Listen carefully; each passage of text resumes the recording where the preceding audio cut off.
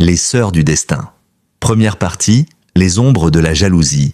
Dans un village reculé d'Afrique de l'Ouest, vivaient les trois sœurs, Hawa, Diarra et Fanta. Elles étaient belles, gracieuses et portaient toujours leur pagne traditionnelle aux couleurs éclatantes. Mais derrière les sourires, une ombre grandissait, la jalousie. Hawa, l'aînée, était respectée et aimée pour sa sagesse. Diarra, la cadette, avait une voix si envoûtante qu'elle captivait les cœurs lors des cérémonies. Fanta, la benjamine, était connue pour sa beauté et son charme, attirant les regards de tous les jeunes du village. Peu à peu, la complicité des sœurs se transforma en rivalité. Les disputes éclataient, les regards devenaient en froid. La jalousie dévorait leur cœur comme un feu invisible. Une nuit, Diarra et Fanta, rongées par l'envie, se rendirent en cachette chez une vieille sorcière vêtue de boubous sombres et parée de colliers de coris.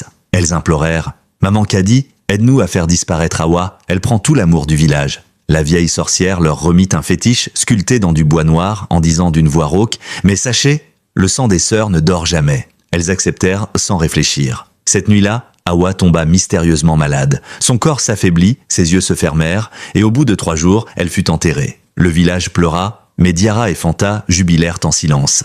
Elles croyaient enfin avoir la gloire et l'admiration qu'elles désiraient. Mais dès le soir de l'enterrement, un vent glacial se leva et une voix étrange résonna autour de leur case. Les liens du sang ne se brisent pas. Deuxième partie, le retour de l'ombre.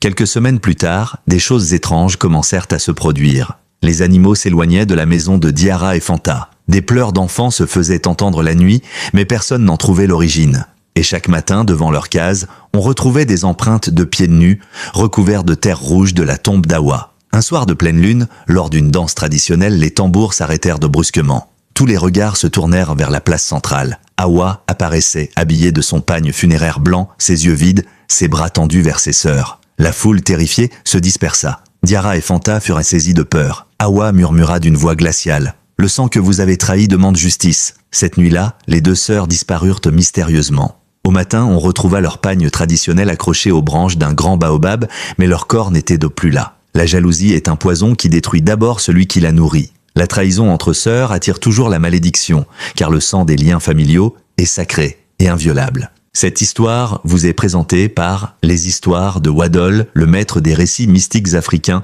où tradition, esprit, secret et vérité oubliées prennent vie. Merci à Wadol de nous plonger dans ces univers sombres, mais porteurs de grandes leçons. Que chaque récit réveille les consciences et que les ténèbres reculent face à la lumière.